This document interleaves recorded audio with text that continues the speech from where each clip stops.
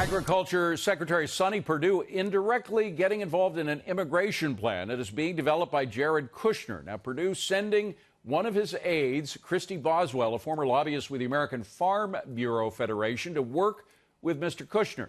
Critics voicing concerns that the plan will expand the number of legal immigrants allowed to work on farms, conflicting with President Trump's Hire American policy. Meanwhile, Mexico's government says during the first 3 months of 2019, 300,000 immigrants from around the world have gone through Mexico in order to cross into the United States illegally. Mexican officials say a majority of the immigrants coming from Central America, but also from Africa, Cuba, and Southern Asia. Joining me now is Congressman Andy Biggs of Arizona. He is co-chair of the Border Security Caucus. Congressman Biggs also serves in the House Judiciary Committee and is a member of the House Freedom Caucus. Good to see you, Congressman. Well, at least some Democrats are now admitting there's a crisis on the border. As I mentioned earlier in the show, liberal New York Times columnists are now saying there should be high walls on the border. But is it too little, too late? Well, it's not too little and it's not too late, but we need to get moving very quickly. We need 30-foot high walls. And quite frankly, you know, when we hear 300,000 people are coming through Mexico, that's only the people we know.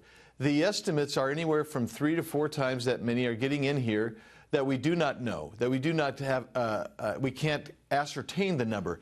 And quite frankly, the cartel's controlling who's coming through the border. And so they're sending these groups through, and we have drug and bad guys coming through in other places. So I'm glad Mexico is at least providing that count. I think it's probably the closest count that we're going to get from Mexico. But I can tell you, it's a lot more than that who are actually making it through our borders. And these are, to coin a phrase from the president, these are bad dudes. I mean, we saw the cartel members. We can only assume they're cartel members with their AK-47 in that video. They're clearly using illegal immigrants as pawns. They put them through in one point of the border and then sneak their drugs into another part of the border. I mean, they're up to all kinds of things, and they're being aided and abetted not only by the congressmen that are arguing against a wall, but by the court system. We just heard of a case where they're in one of these cities that allow immigrants to do anything they want. They're letting them out of the back door of the courtroom. Oh, yeah. I mean, so this is a massive problem. It's lawlessness at the worst level, David. That's really what we're seeing. And we have got to start enforcing it. But we have people in Congress, they don't acknowledge that there's a problem. If there's a problem at all, they think, well, you know, we're open borders. So some people like the open borders. Some people like the sanctuary cities.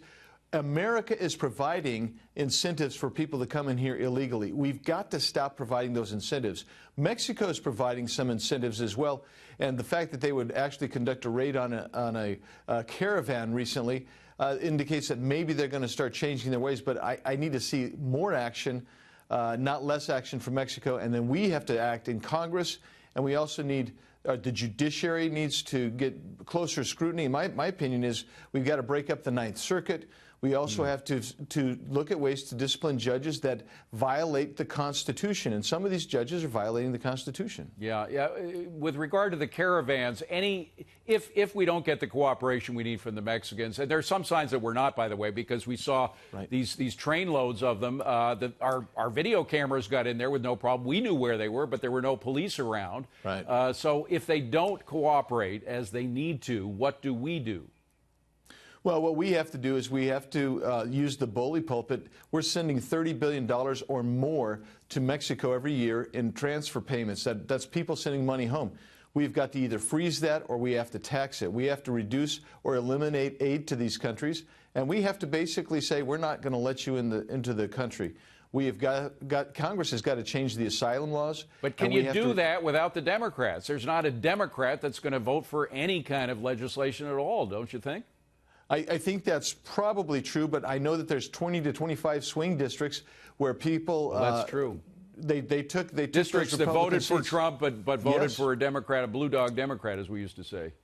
That's right. And if they don't come on with doing something about immigration, I think that they're going to be short-lived in Congress. I want to switch gears to a story that's very different, but you're on several committees that would affect this. The NSA story and the fact that there was obviously they were spying, even though Jim Clapper famously said that in front of Congress that the NSA has never spied on Americans, and it was obviously not true. However, my question is whether it was becoming so commonplace, the NSA spying, and maybe other organizations, the CIA might have been involved. We know the FBI was involved in spying on Americans, that it became easy to turn on for political operatives, like Peter Strzok, for example. Was it so commonplace that it became a tool of influence by our political system, by political partisans? Well, it certainly seems that that's the case. I mean, you look at it, and when for Clapper, I mean, just think about it. Anybody else lying before Congress, the Democrats would become apoplectic and want to prosecute, but not James Clapper, who lied to us. We know that the federal government was spying on U.S. citizens without probable cause and a proper authority. This is akin to the FISA court, where it's basically a secret court. Nobody's really holding him accountable. They tell you, oh, yeah, we've got these independent third parties. It's inadequate. And this is why some of us voted no on FISA authorization, because that is just not something that should happen in a free democratic republic like we are, a constitutional republic like we are. And it's just way too much power in the hands of too few with no transparency. It made it too easy to spy on people. And then to hear Clapper call out the president for truthfulness after everything. He and Brennan, we got to leave it at that, Congressman. Great to see you. Thank you for coming in. Appreciate it.